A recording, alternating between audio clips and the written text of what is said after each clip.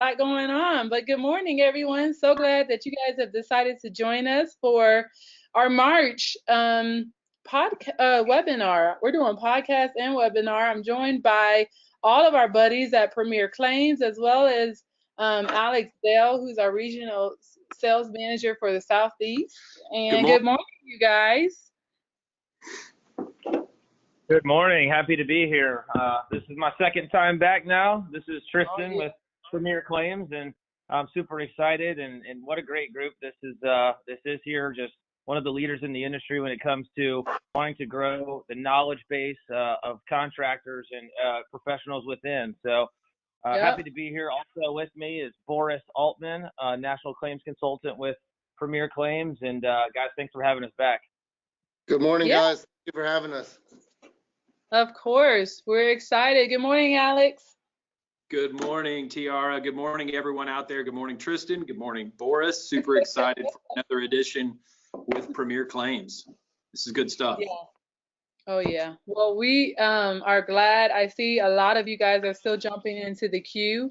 If you are on this webinar, you can hear us, but we can't hear you. And that's because so that we can kind of keep a little bit of organization, but we do want to hear from you. If you're on a tablet or an iPad, on your bottom right-hand corner, one of our favorite things that you can do is engage with us by giving us hearts when you like it and giving us more hearts when you don't like it. Let us know what you think. And then also there's a chat panel there that you can chat with us. So if you can hear us and you see everything that we're saying, go ahead and pop something into the chat. Tell us good morning. Tell us how you're feeling. Are you still sleepy from losing an hour? What's up, Chris? Hey, Tracy. Hey, John. Good morning. John was with us at IRE last month. We gave away the truck, and that was a lot of fun. I know a lot of you guys are at IRE, and we were so excited to see you. We'll talk about some of our other upcoming events that we have coming up. Good morning, Benny. Hey, Justin. Glad you guys are on. Awesome. So it sounds like you guys can hear us, and we definitely are excited about today's webinar about talking about maximizing the residential claim. Really, really important topic, and we have some of the best in the industry to talk to us about it today. Just a couple of notes before we jump in. Atlas is on the road, man. We are like doing a lot, and we're super excited about it. Today actually we're going to be in Denver at the Hard Rock Cafe for the Highway to Hell event, and we have a lot of events coming up. We want you to check us out. I have a link here that I'll put in the chat. Click on this link to see where we'll be in your local area. Lots of really, really dope things happening and coming up. We want you to be a part of it. Come and find out how to separate yourself, how to leverage Atlas, and also different marketing tools with our business partners to set yourself apart in the industry. So there it is. There's the chat link, and it's in your chat box. Be sure to maximize that.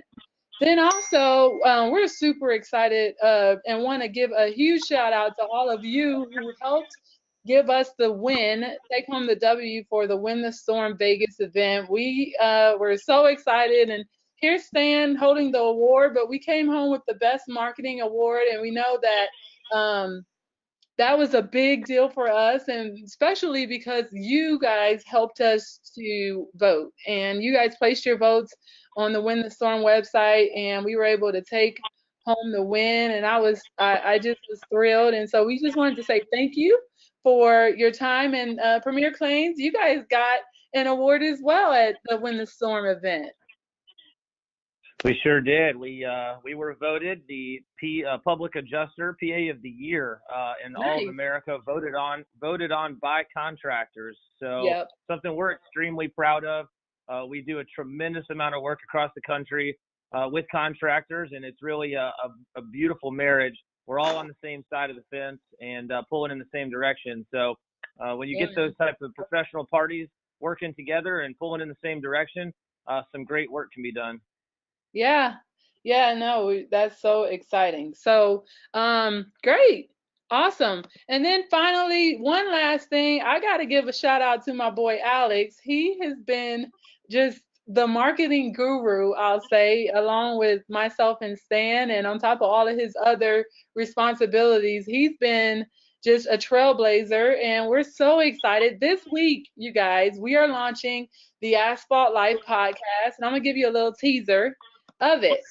Welcome everyone to episode numero uno, Asphalt Life podcasting, coming to you live from Hotlanta, Georgia. This may be coming to you a little bit after the Super Bowl, but we are recording this the day after the New England Patriots. Yay! So we are launching the Asphalt Life podcast series, and it's available now. It's I don't know if you saw that last screen, but it is available on iTunes, Spotify, Stitch. So lots of, if you're a podcaster, give me a holler if you're doing podcasts on there. Yeah, absolutely, Tiara. And this is one of these things where you guys know Atlas, and like what we want to do out in the market is we want to provide as much value as we can in any sort of media that we can. So whether it be a podcast, in person, webinars such as this, we want to give value back to you guys as contractors. And this is just another way for us to have some key visitors to our podcast and give back some value. We will have claims adjusters. We will have SEO experts. We will have sales experts, and then contractors like yourself on the podcast. So super excited to be involved in that. Yeah, I mean, I am as well, and I think it's gonna do nothing but add value. So if you're a podcaster, you love to listen to podcasts, then be sure to check out the Asphalt Life podcast. You can search for it now in your podcast listening. Just a heads up, next month, want you to save the date for April 23rd. How many of you guys are doing marketing on Facebook? Give me some hearts if you are, or say yes in the chat. Yeah, Tracy's like, yes. Scott, yep. So great. A lot of you guys are. Next month, you guys, I am so excited. We're going to have Bill Combs on from No Time for Social, and we are very intentional on this webinar. Make sure you save the date. Use the link that I just posted in the chat. And register for this webinar, because if you are doing Facebook advertising and you want to know how to really leverage it from a pro that does it every day, this is the webinar for you. So April 23rd, 10 a.m. Gonna do a deep dive on Facebook advertising, actually getting into the bells and whistles of what's there and how you can leverage that to reach your homeowners. What kind of campaigns work? What kind of what are the best of and worst of? And so we'll get into all of that next month, and I'm psyched for that. So be sure to register at the link below. Just scroll down to the bottom of the page. You'll see this image, and you can click on that to register. Also on that page, you'll notice that we always love feedback. So we already have the feedback form for this webinar, and we want to know. We want to know what you liked, what you didn't like. If you hate all of my announcements at the beginning of these webinars, let me know that. And then if you love some of the content but wish we had more, if you have ideas on things that you want to hear for upcoming webinars, let us know that kind of stuff, because we're listening and we take that feedback, like Alice just said, seriously to help you set your business apart. So all good stuff. And I'm going to pass it off to Alex to get us started.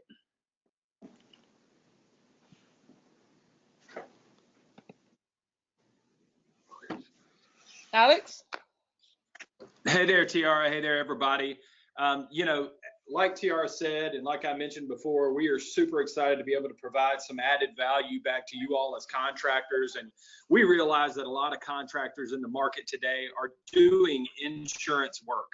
So if you're already doing insurance work, go ahead and hit some hearts down there on your screen and let us know that this is a part of your business and what you're doing. But being able to have Boris and Tristan with Premier Claims, these are the experts in the industry. These are the guys that are out there on the ground with our homeowners and with you all, helping to maximize any sort of claim that's out there. So what we're going to accomplish today is we want to talk about some practical key steps that if you're already doing insurance claims, that you can incorporate these into your business. So just for a quick agenda, we want to talk about documenting the damage and how important that is to your business, and then how to effectively present the damage to an adjuster when they are on that property. Then we want to talk about a detailed estimate and what that can do for your business. We also want to talk about supplementing, and some people like to supplement, some don't. We feel strongly that you need to supplement for the work you're doing. And then lastly, we've got some homeowner tips. And so these are tips that you guys can provide to your homeowners when you file that claim. So your homeowner is informed and your homeowner can put their best foot forward in order to get a claim paid for. So Tristan is a senior advisor at Premier Claims. He's been a PA since 2015. He's based here in Hotlanta. He works nationally, and he's got kind of a who's who of clients with CD, Richard Ellis, Colliers International, Wyndham, Hilton, Ford, Chrysler, Chevron, Shell, BP, among others. We're super excited to have Tristan here and some of the input he could have. Tristan, you've already said good morning, but can you give me a shout out again, buddy? Man, well, thank you again for having me. This is Tristan Farrell with Premier Claims, and I'll tell you what, I'm just more and more impressed with what Atlas does and putting these types of things together. And again, like I said, being really an industry leader in education amongst the industry. So that's exciting.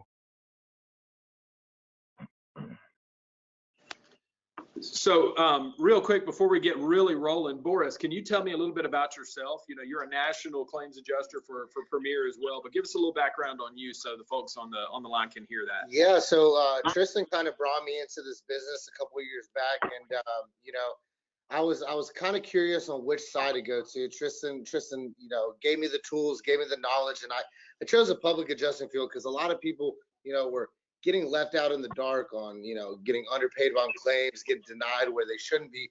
And it was just the education tool, and being able to educate contractors, being able to educate policyholders, business owners on, you know, the things to do and not to do has, you know, helped me grow in this field. And I mean, I love this atmosphere, and I love the energy from everybody that brings it out to it. So Tristan's going to get started on the digital tools, and then we're going to keep moving from there.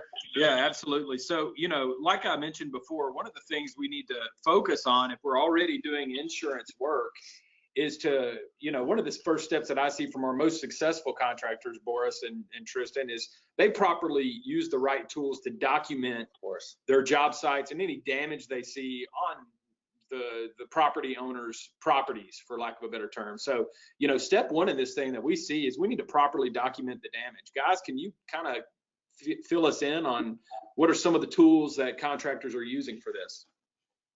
Absolutely. And guys, this is absolutely the most important step. These are all important steps, but if there's one that is going to really give you the best shot to get the coverage on the claim, and not only that, but to be able to withstand the punches that the insurance company is going to throw. We have to remember, guys, that the insurance company, while they love collecting premiums, they do not love paying claims. It's the biggest expense that insurance companies face.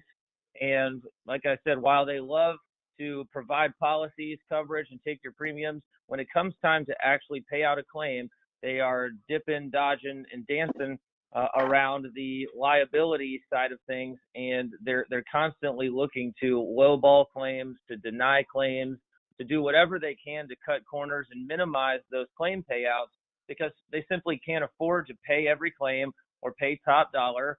And, you know, we often see in, you know, disaster areas like down in Florida, say, and when a hurricane comes through, they may know that they are on the hook for the claim, but they may not have the money stashed away to pay out all those claims at one time. So you could find that they're using defense tactics just to simply delay a claim until it gets to the next quarter, for which they have more money budgeted in order to pay out claims.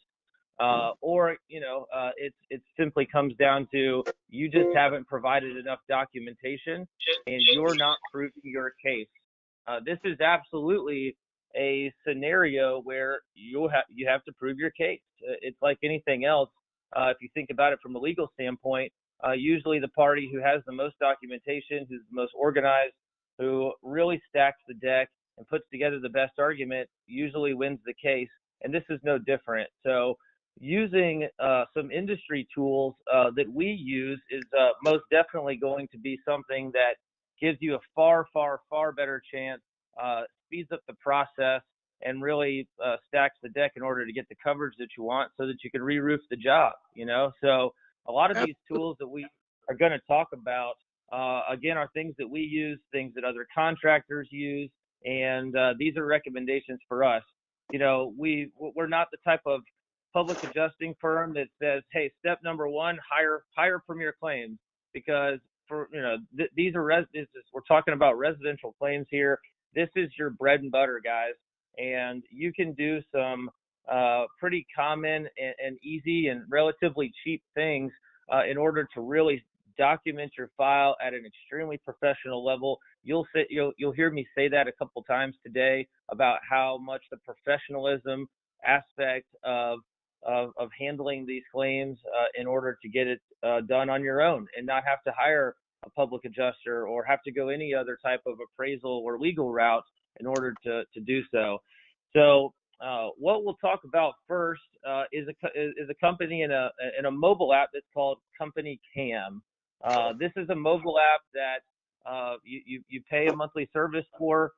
We actually have a partnership with these guys, and I'll tell you, it is the best photographic documenting resource that there is out there in the restoration business. This is have you take pictures on your phone and actually add in arrows, you add in text, and go through a series of steps in order to really point out what you're showing here and what you're documenting. Boris, he works extremely closely with the guys at Company Cam. Boris, do you have some things to add about not only the app, but just in general what Company Cam is doing in the industry? Yeah, 100%. One second.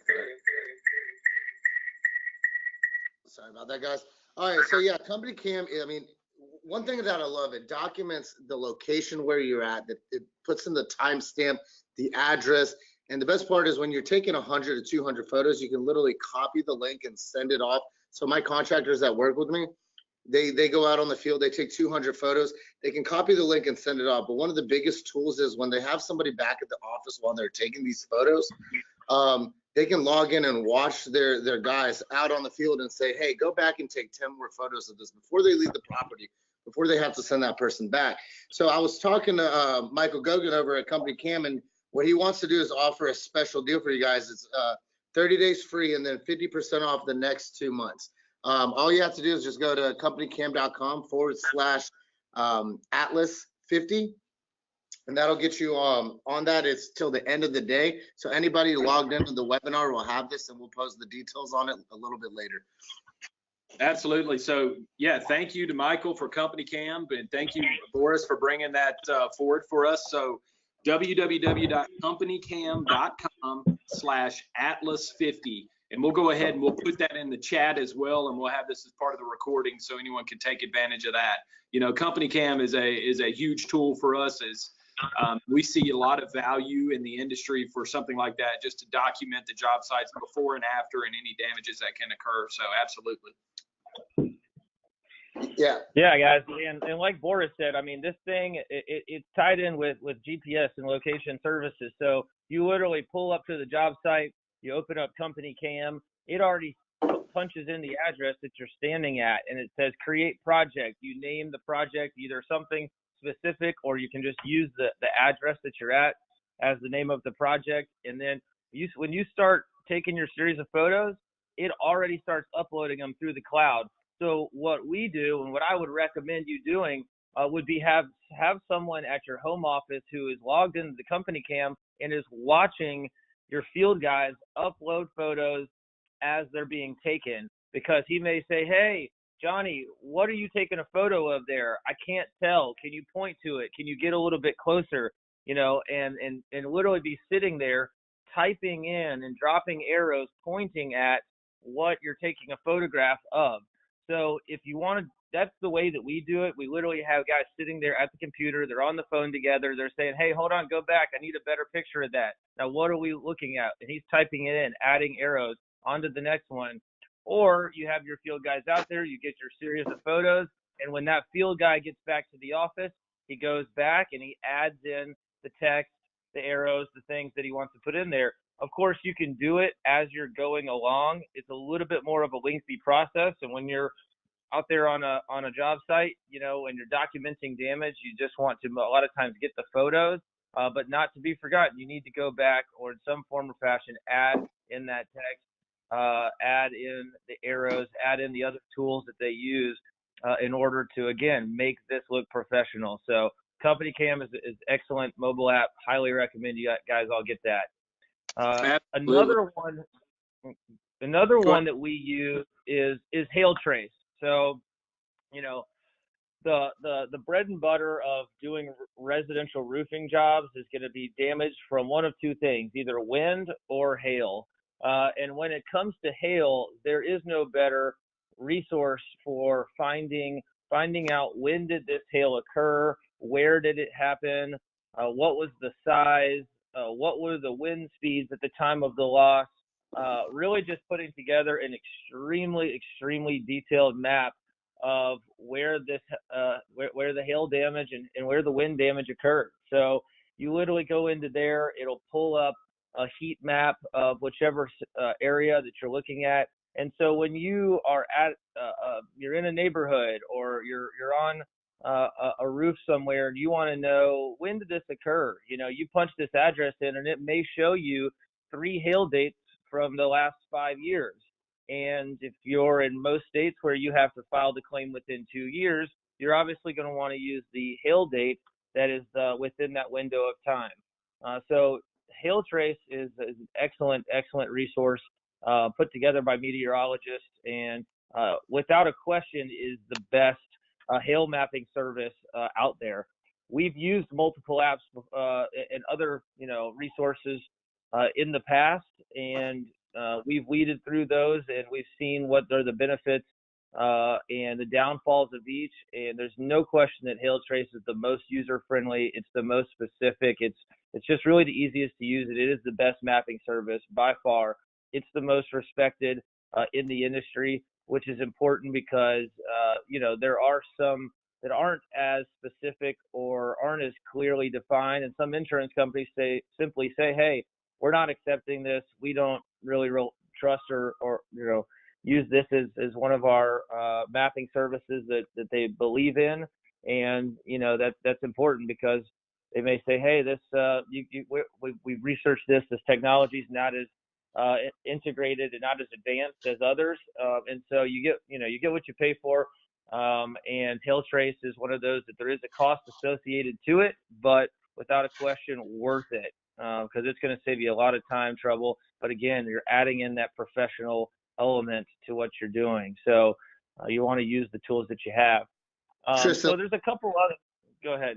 Real quick, one more thing about Hail Traces. The great thing is they have 3 meteorologists on staff, and if you have to get to the point of litigation, that's going to be supportive when it comes down to that point, because you have to have somebody with a degree that is able to identify the weather that comes out there. You can't just have anybody just say, hey, there was hail. You have to have somebody licensed as a meteorologist to have that backing when it does get to litigation. And Hail Trace has 3 on staff that verify every single one of their reports. Very good. Thank you, Boris. Yeah, that's a great point there. We've talked about documenting the damage with Company Cam, with Hail Trace, a product like FLIR. I am country as the day is long, so I have a bad time pronouncing that. But we want to get into talking about quality photos of any mitigation out there or any issues that you may have on a roof. Can you speak more to the importance of having a good quality photo? Absolutely. It really is. I mean, photos tell a story. We recommend taking videos as well, but the number one thing that you have to take away from this right here is that, guys, you're taking a photo of temporary repairs, and that word temporary is extremely important, because you need to demonstrate that, listen, guys, this is just a short-term fix. This is just a Band-Aid we're putting on. This repair we're doing here is not to be considered a long-term or full repair. So insurance companies will sometimes deny a full roof replacement because they say, well, these guys turned in it. They showed us an invoice. They already did the repair to get this roof back to normal. It's not leaking anymore. It's shedding water. And you have to tell them, listen, no. This is just a temporary repair. And making sure that that word is in there is extremely important. And again, taking good photos to show, hey, look, there was damage here. It's been mitigated. This is something we're doing just to stop any further water intrusion until we're able to get the claim resolved and approved and come back and put a full roof repair on here. So this part of it is extremely important in showing, again, your professionalism that you got out here and you did this temporary repair. So when you think about going through this, you really are telling a story, so you need to keep that in mind as you do your photos and your timeline of presentation, in a sense. So, you're getting out there, you're doing a temporary repair, you're showing them, hey, this is just a short-term fix. And when it comes time to really show the damage to the insurance company, because again, you're proving a case, it's all got to be a systematic approach. Okay. So you're going to want to, first start by on the ground level, standing in all four corners of the property, and taking those photos. You get onto the roof. You want to take some overall broad pictures of it. And then as you really start to get in and show the damage on an up close standpoint with photos, you really are going to need to tell the story. So you need to do test squares and other things in order to talk the insurance company language. You are creating the narrative. So for the example in this photo, and again, this is a series of photos. So you need to think about, if someone was not on the roof with you and they were looking through your photos, the order that you have them in need to tell that story. So as you can see, the photo on the left here, this is saying that this is going to be the west slope. So what the person going through your photos, which is going to be an insurance adjuster, they're going to know, okay, we're on the west slope. The next series of pictures is all going to be on the west slope. And as you can see here, the next picture shows, look, there's a zipper. That's a common term used when a whole string of shingles is wind lifted, and you can imagine that if another large wind gust came, it would just rip up that whole zipper and just continue that ripple effect up the roof. As you continue looking through the photos here, you can see that there's markings that are showing like all of these are wind lifted shingles, so that way you keep going, and then when you're done with the west slope and showing all of your damage there, you go and you'll want to write east and show that now this next series of photos is the east slope, and then the west, then the north, and then the south. So just keep in mind that you're going to be sending these photos in to an insurance company. They're going to be clicking through them, and they're not going to be on site with you necessarily all the time. So getting it and putting in a series and telling the story is extremely important. Absolutely. And so, Tristan, what we're seeing here is when we're documenting damage, there's multiple tools that are involved in stuff like this, from company cam to hail trace to FLIR, all the way through to telling the story with your pictures. That way you've created this story for the adjuster, for the insurance company as they come to the property. So moving on to step 2, we want to be able to professionally present the damage on this. Can you speak more about being professional and presenting the damage to your adjusters? Yeah, and as you said, using stuff like FLIR, if there's water intrusion that's getting into the roof, the FLIR camera is a thermal camera, so that you guys know that if you did your entire outside exterior inspection, you want to get into the roof, use a FLIR camera, shoot that, show those thermal images on the back end of your series of photos. So FLIR is a a tool to use for that type of stuff on the interior. But when you are presenting the damage to the insurance adjuster, this is an on-site inspection, okay? Here's a big mistake that storm restoration contractors or roofing contractors make across the country every day. Somebody's making it right now, and that is this idea or notion that they do not want to get on the roof prior to the insurance adjuster showing up on site. And it's a tremendous error because, again, you're presenting the damage to the carrier. So highly recommend that you would get there an hour early. You would go ahead and get on the roof. You would perform a 10 by 10 test square, circling hail hits, circling wind lifted shingles, striking wind creased shingles, and you want to do the adjuster's job. Okay, so when this guy shows up, you can say, hey, listen, Mr. Adjuster, I've already been on the roof. I've already walked all 4 slopes of the roof. I've done test squares, and you can come through, and I want you to verify my work. So when he gets there, he's not having to start from scratch and get up there and do all of the work and do the test squares and all of those things that are just laborsome and take a lot of time. You have to know how these guys get paid. The more inspections they get done and claims that they get done, the more money that they make. So they're incentivized to want to move quickly. So if you get there and you've done a lot of the work for him already, and all you tell him, hey, listen, just come on the back end and check all my work. It's all legitimate. I'm not asking for anything to be covered that isn't damaged. And so make it easy for him to come by and just say, yep, check, and go down his list and verify everything. They're going to run into some adjusters who say, you know what, I'm required and by my insurance company to do my own test squares. And so he may say, okay, well, I'm going to do it next to yours. But a lot of the times they'll come in and they'll just use your marking. And you want to make sure you tell them, hey, get a photo of this, get a photo of that. But getting there early, chalking the roof, going ahead and identifying how many hail hits there are, how many wind damaged shingles there are. And as you can see on the photo on the right, where it says, hey, this is the east slope. This is done in a 10 foot by 10 foot area. And there's 11 plus hail hits within this 10 by 10 area. There's 6 plus wind damaged shingles here. And that's enough damage to justify a brand new roof replacement for that particular claim. And so it's knowing that the guidelines of the carrier and different insurance companies operate different ways. Some say I need 7 damaged shingles within a test square in order to cover it. Sometimes it's 8, sometimes it's 9, some say it's 10. Companies like Allstate and some other large ones that have really, really strict laws to cover or guidelines to cover the claim. You need to know if this is an Allstate claim. You better look as hard as you can and get up to that 8, 9, 10 number of damaged shingles. So big mistake contractors make not getting out there an hour early, not chalking up the roof, not doing the adjuster's job.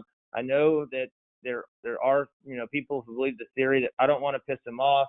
I don't want to get up there and go mark up his roof and get in his way. But that's a heavy mistake, because when you do that, you're playing and feeding into the adjuster's hands, because he's going to now get up there and he's got the opportunity to set the bar low. Because you better believe if you find 10 damaged shingles within a test square, he's not going to find that many, because if there's any gray area, if there's any doubt, he's not going to give it to you. And so when you allow him to be the one to get up there, for him to do all the markings, for him to do the test squares, you're really just crippling yourself, because you want to get up there and set the bar high and make him come tell you why that's not damage that you're marking, circling, or striking.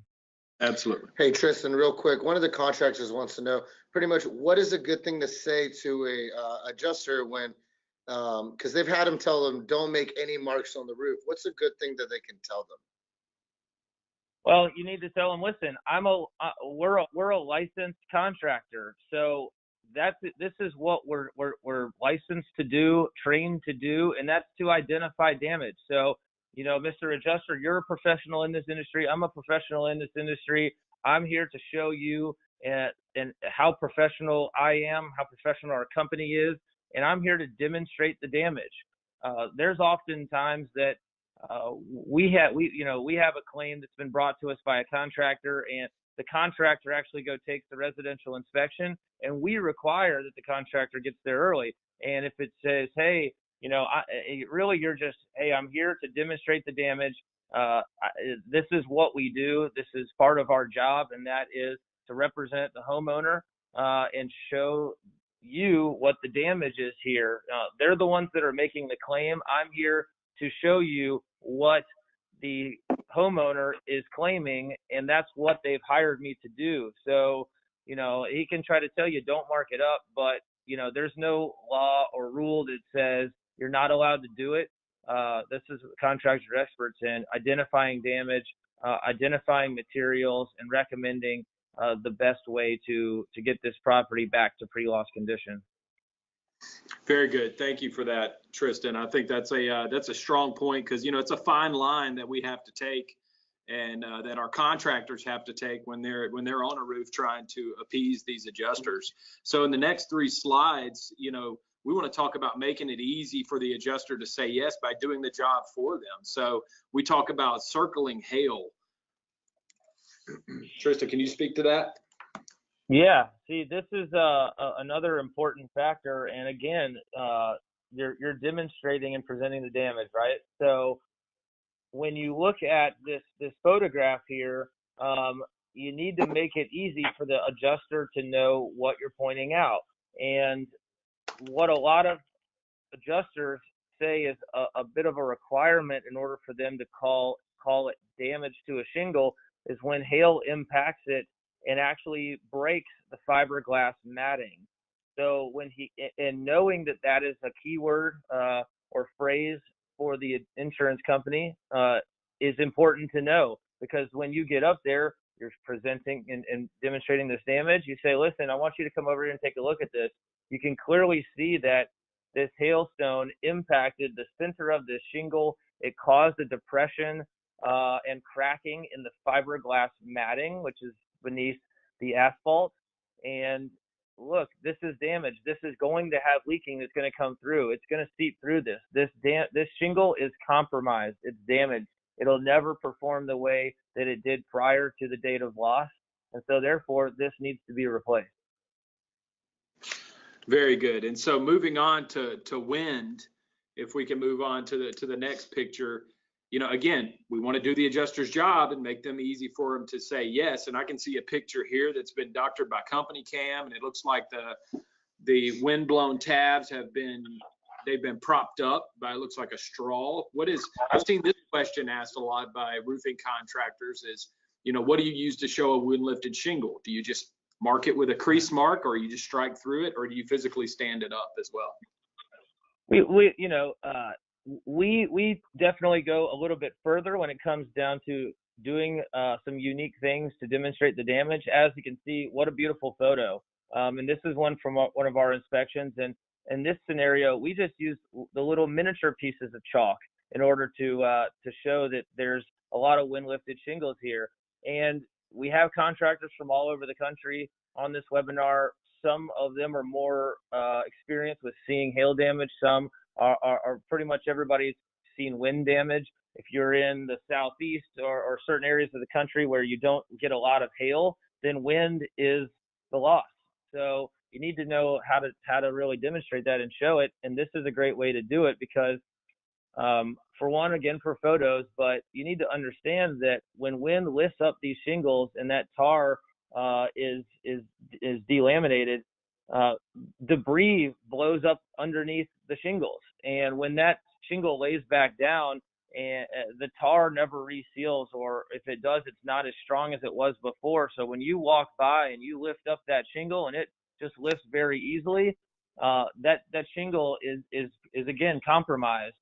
So coming in and showing that through photos is important to do. And whether you're just lifting it with your hand and taking a picture or using some other tool, it's important to be able to give an illustration and a visual to what the damage is that you're showing here. Absolutely. And then, there's multiple ways to note wind damage. It can be easy as a flip tab, a missing tab, or a creased shingle as well. So we just need to be cognizant, or you all need to be cognizant as contractors, that there's multiple different ways to present this. But the most important piece is to do that job for the adjuster and make it easy for them. One thing that I often hear out of successful contractors, and it's good to see you guys have this on the webinar, is also to mark and notate mechanical damage, because not all damage is going to be caused by the weather. Some will be caused by foot traffic. Some will be caused by dropping a hammer or a tape measure. Speak to that a little bit and how that makes the adjuster's job easier. Yeah, no question about it. Some things like, as you see, pointing out this mechanical damage, you're legitifying yourself, so you need to show them that, hey, and this is because a lot of insurance companies think contractors are just out here and anything and everything that they see is damage. And it's not always the case. There are times when the roof installation is taking place that you see hammer strikes to the shingles. There's a lot of foot traffic that goes on. There's a lot of materials that are up there. Things get dropped. And you need to also show that, listen, I'm not going to just ask for any and everything out here to be considered damage. And when you show something like, hey, so we have a hail hit here, we have a wind crease shingle here, but take a look at this. This is mechanical damage. This is not damage caused by the storm. And I want to make sure that you're notating that I am not saying that this is damage here. So it just shows that, you're fair, you're professional, you're only asking for the damage from the actual loss event to be considered damage and be considered for the claim repair. Absolutely. And I think it's so important to not just, when you're telling that story, to show damage that Mother Nature did, but also damage that may have been collateral in nature just by foot traffic, to show that, hey, I have nothing to hide as a contractor. So moving on to step 3, we want to make sure, or we want our contractors to make sure to put their best foot forward by producing a detailed estimate in what they're doing. Tell me about how there's devil in the details, Tristan. No question about it. It's great that you're getting out, you're getting your photographs, you're presenting the damage, you're getting out there an hour early, you're doing all those things, but there also comes a point where now you have to put a value on what this loss is and what's the proper method of repairs. And producing a detailed estimate is something that takes a little bit more time, but gets you a lot further in the process and increases your chances of getting the claim covered and getting the roof replacement awarded. So pulling an Eagle View. Eagle View's it's a service that uses satellites to actually get the measurements of the roof. It's something insurance companies use, and you should use it too. It's going to save you a lot of time of actually physically measuring all of those distances on the roof when you're putting together your estimate. So pull an Eagle View, provide it to the insurance adjuster if he doesn't have one already, but it'll save you time when you're punching it in and coming up with the value.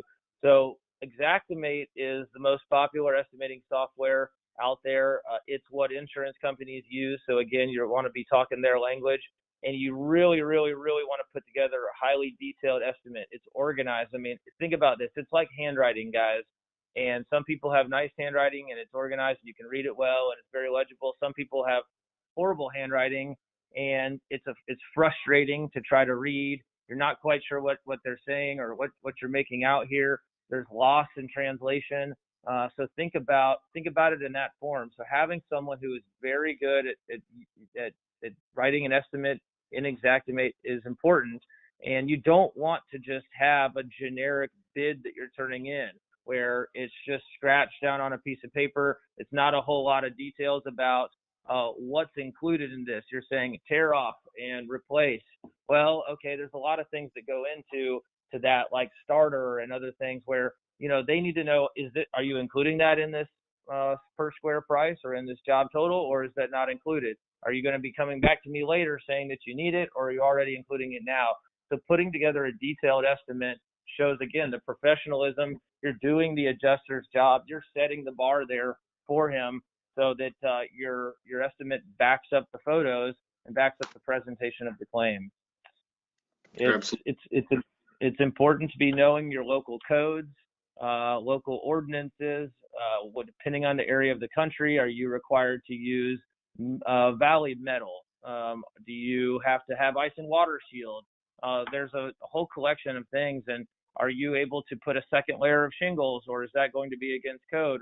You have to tear it off. I mean, there's a whole list of things that you need to know about the local code and what International Building Code edition have they adopted in that particular area. Because you may find that you can get, if the ice and water shield is required, well, then you have to put it on. That's just a higher job total. That's more money for you guys to make. So you also don't want to be doing things to the roof, spending money on materials and putting it in if it's not required by code and if you're never going to get reimbursed for it. So extremely important. And again, guys, like a service like Xactimate, when you're putting your estimate together, you're punching in a zip code and it's just spitting out what's considered the fair market cost for materials and fair market cost for labor. But again, it's an average, okay? So if you are working in Wilmington, North Carolina right now, I can tell you that when you punch in a zip code in that area, it's going to spit out some pricing. If you're working there, you know that that's under market right now because it's a big hurricane devastation area, and getting labor right now at the prices that are even in the insurance, software, Xactimate, are low because there's so much damage. Everyone's frantic. Everybody wants to get it done now. People are willing to pay more to get it done now because they have a blue tarp on their roof and they can smell it and it's coming through and it's a daily issue. So you can go into Xactimate and you can change what those are. It's spitting out an average, but if you know that, hey, this is not an accurate average right now, the cost is actually higher, then you can go in and do that, and it's knowing what the fair market value is. If this is not a highly sought after area because it's not from a natural disaster or devastation, a catastrophic area, then you can just use the pricing that it spits out in Xactimate. But again, knowing what is the actual fair market cost for labor and materials right now is important to make sure it's in your estimate. And then another thing is when you're done with your Xactimate estimate, it's very important to plug that in. Let the insurance carriers know what you are charging to get these jobs done. Don't let them set the prices on this. The more that you just take these estimates and print them out and just hand them in, it's not getting submitted. Those prices are not getting submitted. So at the end, make sure that you submit your Xactimate estimate. Tristan, the next slide is duplicated, but there was that picture right there, the one-click code reports. If you want to kind of talk about that, it's a great software that we kind of discovered recently. Yeah, it is. It is a new product on the market, and it's just a optimized way to actually track down those local codes. You can call the city or call the county, find out what adoption they've or what series of the International Building Code they've adopted, and you can go and look it up and do some legwork there. It's one way to do it. Obviously, there's no cost to doing that, but if you want to use this one-click code reports, it's another way to quickly pull up the codes to know what is required during this roof replacement at this particular job. So definitely a good resource. Absolutely. So step 4, when we're talking about moving on from documenting what we're doing, providing detailed estimates, we want to talk about supplementing. And this is one of those where there's two sides of the coin. Some contractors have told me personally, it's, Alex, I don't want to do supplementing because I feel like I'm going behind the insurance provider's back and I want to make it easy for them and I just want to do some volume. And then I have other contractors that say, I need to supplement everything. And so we're seeing here in step 4 that we just need to supplement. It's a huge part of how much money you make in a claim. And there are some contractors who just do so much work. They're making such good margins. They just don't care. It's not worth their time to go back and supplement. But I think that's a mistake, and I think that's more of a lack of effort, especially if you're doing this professionally.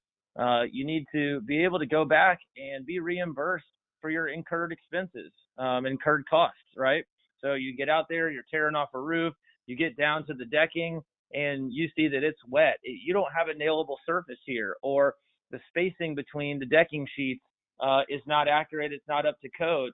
Well, you need to try to call the adjuster, let them know. You 1,000% need to get photos of that, even videos, and say, listen, here I am. This is Tristan Farrell. Here's the date. Here's where I am. As you can see, there's no nailable surface here. We're going to be replacing this decking and supplementing later to be reimbursed for our incurred costs. So, we worked with or there's a contractor that we work with that we went back and looked at their 2015 jobs. They roofed 600 roofs, and 400 out of the 600 had incurred costs that they never recovered.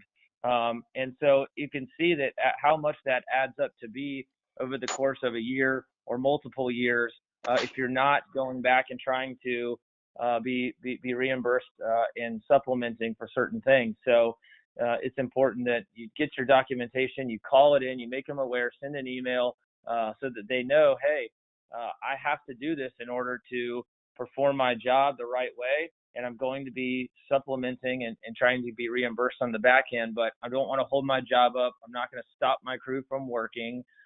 We need to get this job done. And a lot of times the insurance carrier is not available to come out there and take a look at it and verify it. So, contractors just go ahead and do it. And you can be reimbursed for those on the back end if you take some of the right steps. Very nice. And doing things like, your certificate of completion, and presenting that to the carrier to say, listen, this job is done. It's been performed to the specs of the estimate put forth by the carrier. And this job's now complete. You're including some photos, and you send it in to have all recoverable depreciation, the money that was which is the money that was withheld until the work was done. So having a professional looking certificate of completion, it's on your letterhead.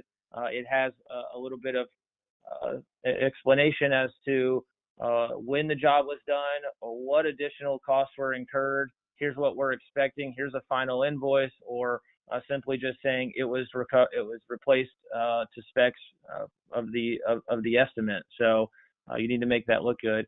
And a huge piece of that is just having it done professionally from an administrative standpoint. There's companies that have someone who full-time, all they do is supplement. All they do is send that in. Well, you need to have someone who knows how to talk the language, who knows how to explain, here's why we replaced the decking across the entire roof. So sometimes that's a low-paying internal job. You have an intern, she just got out of college, and you're telling her to go and supplement. Well, if she's not well versed in roofing or in construction or in materials, don't expect to get a lot of results when you're trying to supplement. So having somebody do it in a professional way that knows the language and can talk the lingo is a huge and crucial piece. Absolutely. So moving on from step 4 to step 5, we really want to speak to tips that our contractors can use when counseling their own homeowners of what to say when they are filing claims. So when it goes from the contract itself, how the claim is filed, and then the first action that the homeowner takes on their property. Tristan, speak to me the importance of these tips here. This is one of the things that can help or hurt the claim the most, and especially from a contractor standpoint, a big issue is getting paid.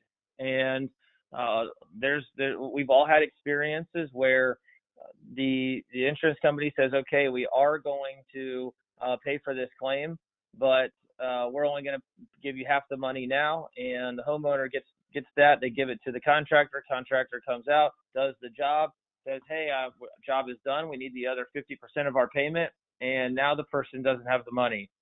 Christmas just rolled around and now they say, well, I know we agreed to this, but I only have this left.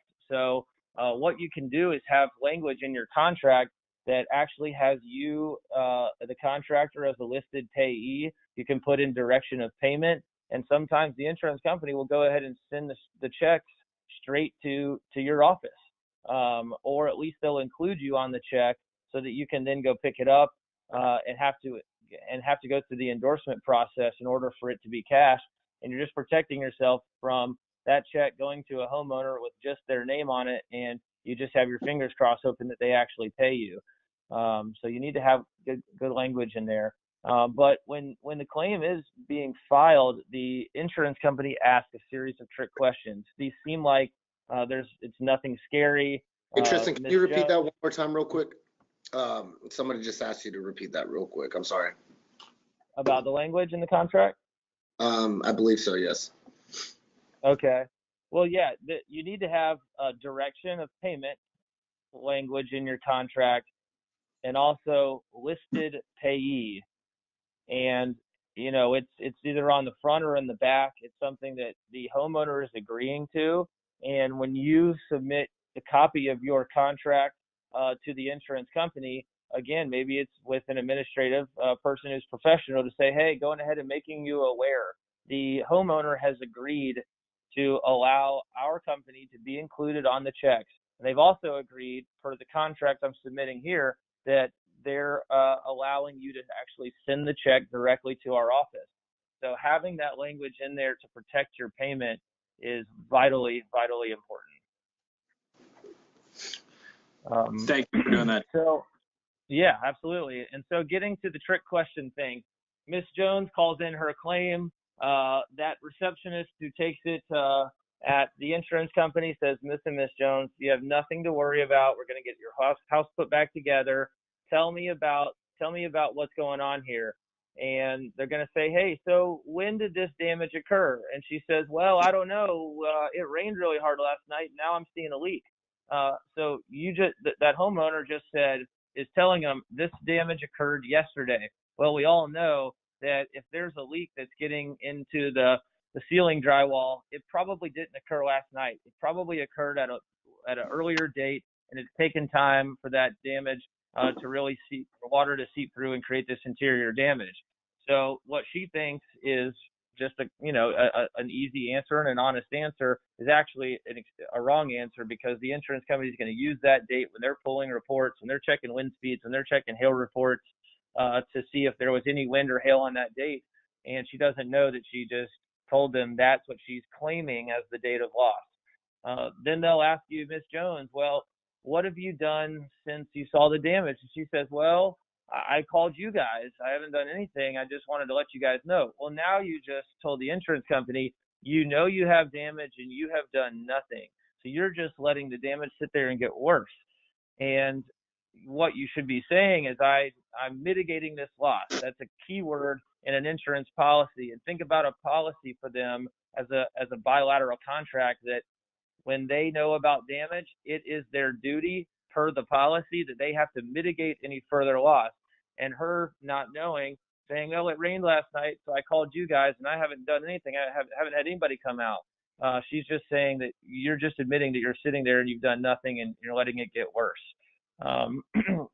So there's all kinds of things that the carrier will ask in order to try to remove that liability. And again, that is the design. They don't want to cover claims.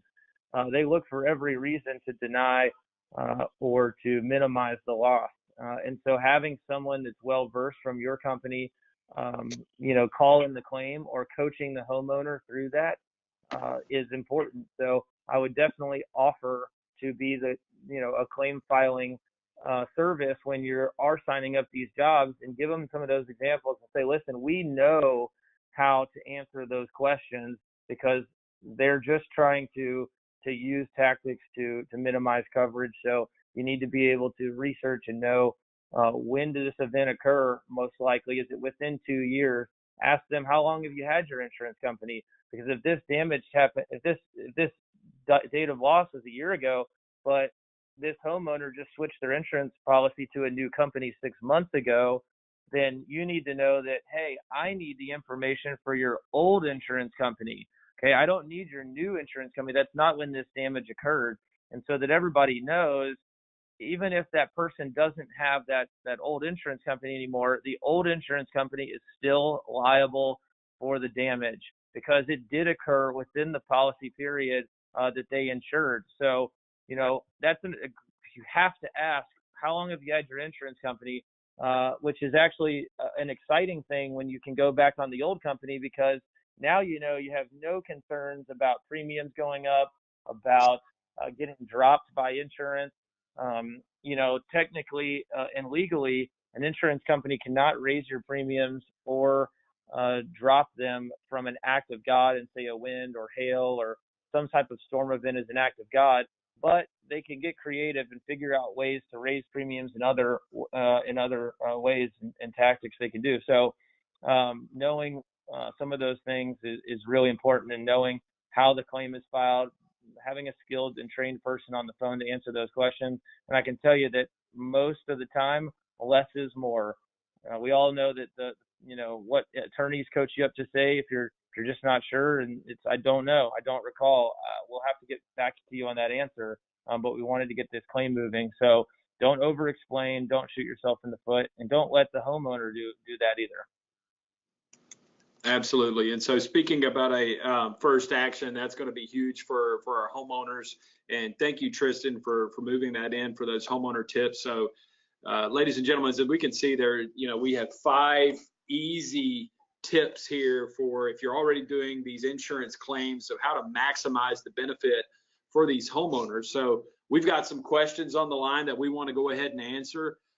We've got one from Brian here.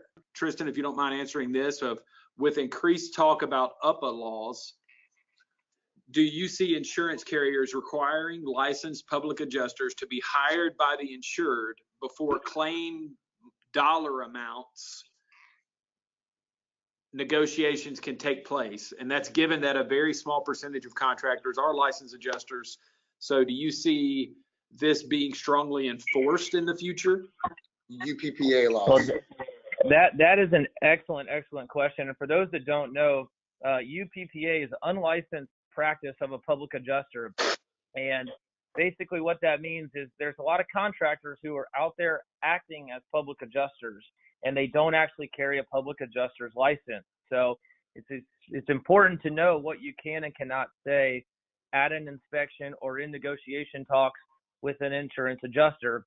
And sometimes these guys will try to bait you in, and they'll say something to you about, well, that's not in the policy. And you go, well, that's standard in the policies around here.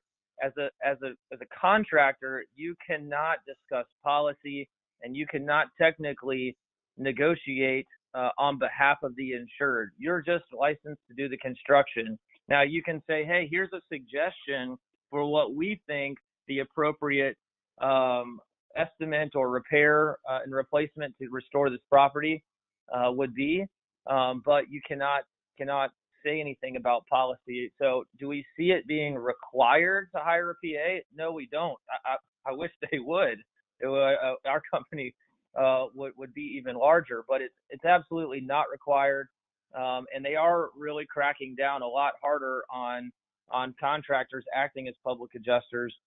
In Texas, it's just pretty widely known that every contractor is acting like a public adjuster, and we've seen some contractors be slapped with heavy fines, penalties, lose licensing because they are acting as a public adjuster without actually carrying the license. But definitely not something that we're seeing insurance companies requiring in order to start negotiating the monetary value.